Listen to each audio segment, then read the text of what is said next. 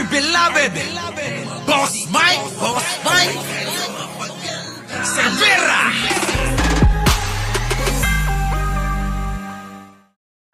Sige na, eto na mga kababayan. Isa pa. Saan ba tayo nakakita kung sino pa ang pumatay ng libo-libong Pilipino? Kung sino pa ang nagnakaw ng bilyong-bilyong kabangyaman? Oo nga! Sino? Iba na sinisigaw ni Bayan Ano? Bayan, dati diktador Bakit parang iba na sinisigaw? Sino? Kung sino pa ang walang ginawang matino sa gobyerno? Oo nga! Kung sino pa ang mga magnanakaw? Kung sino pa ang mga walang ginawang matino sa gobyerno? Di ba? Yun, ninayo ko na. Teddy Casino, yun, ninayo amin ko na. Siya pa ang may lakas na loob na magpatakbo ng 3 magkakamag-anak. Ala, 3 magkakamag-anak? Sino ba yun? Sino ba yun? Sa Senado, sa darating na halalan. Anak ko, sa Senado, pinaparinggan kayo, Digong! Digong! Ako, ipainan na mo na kasi Gagalit na si Teddy Casino. Ang tawag po dyan ay impunity. Ang tingin ng mga Duterte, hindi na sila mapapanagot sa kanilang mga kasalanan sa bayan. Ang tingin ng mga Duterte, 3 sa kanilang pamilya ay magiging senador sa 2025. At sa 2028, hahawakan nila ang Malacanang. Ang gobyerno ng Pilipinas ay magiging family corporation na ng mga Duterte. Family corporation na daw. Ano ba ito? Negosyo na ba to? Family corporation di negosyo na. Anak ng pating na yan. Payag ba tayo noon? Kaya napakahalaga. Sila Banat Baylang at Maharlika ang payag. Sila lang, Payag sila pero silang dalawa hindi magkasundo Mamaya tatalakayin natin. Sige, tapusin mo na nga ito, Boss Mike. Po ng hearing na nagaganap sa loob. Dahil sa hearing na ito, lalabas ang katotohanan na duguan ang kamay ni Duterte. At hindi na siya dapat tumakbo pa. Sa katunayan, dapat ay makulong si Rodrigo Duterte dahil sa libo-libo niyang pinatay ng mga kapwa nating Pilipino. Approve! Kahit na hindi niya na maguyod ang isang paa niya. Kahit hindi na mahila. Yung kalahati ng katawan niya dapat makulong. Dapat managot. Tama. Very good. Diba? Diyos ko po. Ito na. Nasaan na ba yun? I have no doubt kasama si presidential sister, si Senator Amy, no? Kasi So, ayan na nga po, di ba? Makinig kayo, Topic ni Banat ba yung manang Amy ko? Baka naman pwede nyong samahan ako para ipagtanggol natin. Abol lang kayo, Ulit-ulit nating sinasabi na, eto paulit-ulit po natin to sinasabi, no? Na sabi ko naman sa inyo di ba? Ulit nating sinasabi na, eto paulit-ulit po natin to sinasabi, no? Na sabi ko naman sa inyo di ba? Yung mga ganun ni Amy, paandar lang para maging headline. Ulitin natin to, binabanatan ng manang ko hindi ako papayag. Payag ako kapag kayo babanat, pero pag ito babanat, hindi ako papayag. Sige. Kasama si presidential sister, si Senator Amy. Kasama si editorial lineup. I have no doubt kasama si presidential sister, si Senator. No doubt kasama sino? Presidential sister, walang iba, manang Amy ko. Oo, sige tuloy. Senator Amy, no? Kasi So, ayan na nga po, di ba?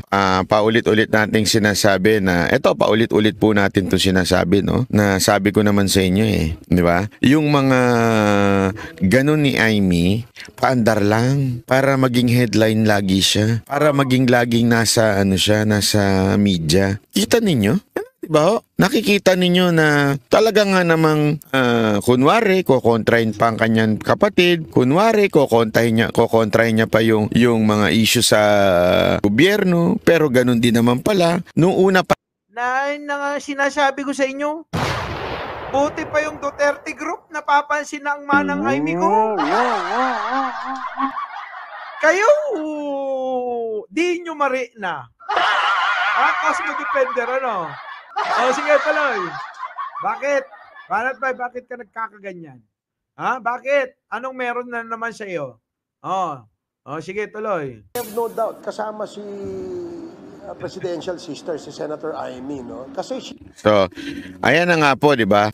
Paulit-ulit nating sinasabi na, eto, paulit-ulit po natin to sinasabi, no? Na sabi ko naman sa inyo eh, di ba? Yung mga ganun ni Amy, paandar lang para maging headline lagi siya. Para maging laging nasa, ano siya, nasa media. Kita ninyo? Diba? Nakikita ninyo na talaga nga namang kunwari kokontrahin pa ang kanyang kapatid, kunwari kokontrahin niya pa yung mga issue sa gobyerno, pero ganun din naman pala nung una pa lang. Ito sinabi ko na sa inyo, tama na naman ako sa inyo, di ba? Tama na naman siya.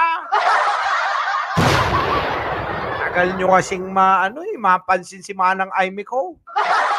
Tagal nyo mapansin, ano? Di ba? Mahihina kasi ulo nyo.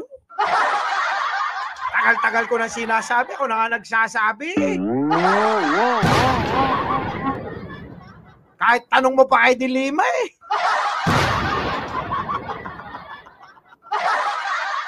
Di ba? Hindi nila mapansin. Diyos so. Noong una pa lang, marami nang sa inyo dyan na naging anti-Marcos pero hindi kinokontra si Amy. Lagi nyo sinasabi, iba yan si Senator Amy. Iba yan sa kapatid niya. Yan talaga ay close sa mga Duterte. Yan talaga ay close kay Inday. Di ba may mga ganyan-ganyan pa kayo? Yung mga kasama nyo kasi mga bobo kayo eh. Di ba? Kita nyo, di ba? Mga bobo kasi. Paano nila malalaman ang totoong pakay ng manang Amy ko? Nasa poder na nila eh. Buti pa tong mga ito, okay lang na malito. Magagalit kasi nga kung ano-ano sinasabi. Pero kayo na pinapaboran kunyari, ay nagkapsot kayo, di yun lang mapansinan. Di yun lang marinan. Di ba sabi nyo ganyan-ganyan na kesyo pag ganyan pa kayo iba yan. Anong sabi ko sa inyo? Maniwala kayo sa akin. Walang pinagkaiba yan sa kapatid niya. Marcos pa rin yan. Marcos pa rin yan. Yan ang sinasabi ko. Di ba? Pag bali-baliktarin mo, Marcos pa rin yan. At ang alam ko kasi ganito. Ito, totoo ito ha. At ito po ay hindi na ho ito sikreto. Alam mo ito ng mga nasa loob. Kaya naman naiinis si Amy Marcos. Ito makinig kayo. Lagi niyong tatandaan. Ang kabayo mahaba-baba. Naniniwala ba kayo? Ang kabayo, mahaba-baba. Ganon lang eh.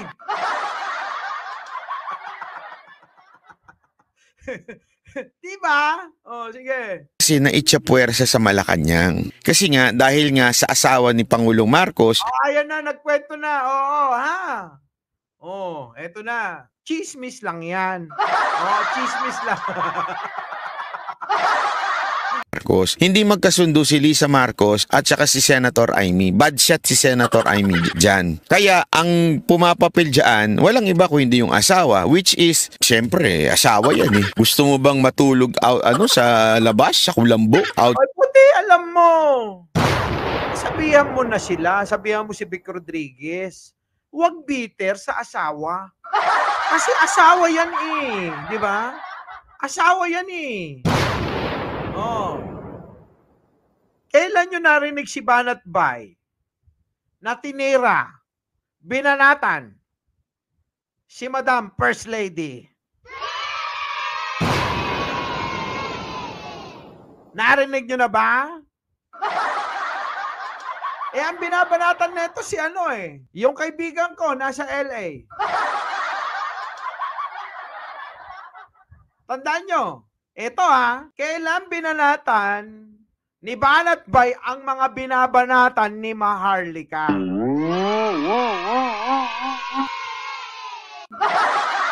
Banatan mo si Maharlika. Ito na, mukhang babanatan na si Maharlika. Side na kulambu ka? Hindi mo pwede. Asawa yan eh. Talagang kaya nga 'di ba? Sabi, ang dalawa ay pinagkaisa. Ibig sabihin, wala kang choice diyan. Sila ang bida. Sila talagang mag-asawa, wala kang magawa. Si Senator Amy, hindi na siya makapasok, Initsa puwera siya diyan. Balita nga natin, hindi nga daw siya pagpapasok man siya diyan as official. Ay nako. Chismis na lang 'yun. Chismis na lang 'yun. Wala, may. Paano nga naman kasi nauuto yung mga nanonood. At saka mga kababayan, employed daw. At saka mga kababayan, ganito yan. Sabi ko sa inyo, naglalaro pa ako ng Chinese garter. Vlogger na ito. Sila Maharlika yan, sila Nino. O, di ba? Yung mga iba nabulok na eh. Di ba? Tayo, hindi. Wala. Nonood-nood lang tayo sa kanila nun eh. So, ito na mga kababayan. Alam nyo ba na itong si Banat Bay, marami itong mga ginagawa ngayong mga video, na ang content niya ay si Maharlika. Alam nyo kung ano? Binabanatan daw siya, na binayaran daw siya ni First Lady ng 5 milyon. Ito, totoo to Huwag na natin pakita, wala yung video. Wala, ito. Bayad daw siya. Yun naman yung parata ngayon ni Maharlika. Ngayon, mga kababayan, etong si Banat Bay, abay nag-react. Kasi nga, ang daming mga pinopost itong mga kampo ni Maharlika. Ngayon, kasi nga, pansin nyo naman si Banat Bay, di ba? Laging binabanatan sino? Si Maharlika. Na tigil mo na yung mga droga-droga mo, mga video-video mo. Naririnig nyo ba kay Banat Bay yun? Sa mga matatagal na dito, di ba? Lagi sinasabi, wala naman yan eh. Lalo lang nakakasira yan kay Duterte. Di ba? Gets nyo? Kaya ngayon, alam nyo naman si Maharlika, lahat naman eh. Kapag sumalungat sa kanya, ang sasabihin niya, bayaran. Tingnan nyo, si Bato, bayaran din daw eh. Si Cheese, bayaran din daw eh. So lahat ng sasalungat sa kanya, ganon. Di ba? Ngayon mga kababayan, balikan natin yung pag-aaway nilang dalawa. Panay ang parinig ng kampo ni Maharlika na yan nga, inaakusahan si Banat Bay na nabayad daw ng 5 milyon ni First Lady. Ikaw na nga may sabi, Banat Bay, di ba? Sa bagay, kampo ni Maharlika yon. Si Banat Bay na mismo nagsabi na, hindi mababayaran yung mga vlogger ni Pangulong Bongbong Marcos, kasama ako doon. Bakit? Dahil hindi na kailangan magbayad ni Pangulong Bongbong Marcos dahil nakaupo na sa Malacanang. Ang kailangan magbayad, mga kababayan, ulitin ko, ang kailangan magbayad sa mga vlogger ay yung mga gustong umupo, pumalit kay Pangulong Bongbong Marcos. Gets nyo? Hindi yung mga nakaupo na at tulad namin na sumusuporta. Siya nakaupo na, hindi niya na kailangan yun. Sa ayaw at gusto natin, presidente na yon. Nakalimutan nyo yata, Ilocano, si Pangulong Bongbong Marcos. Si Manong ko, Ilocano. Diba? Muli, Mike Cervera po, laging nagpapaalala, mahalin natin ang ating kapwa, pagdasal po natin lagi ang ating bansa. Magandang umaga, magandang hapon at magandang gabi sa mandako ng mundo. Naroon kayo, syempre, magandang buhay na rin para sa ating lahat. Our beloved Boss Mike Cervera.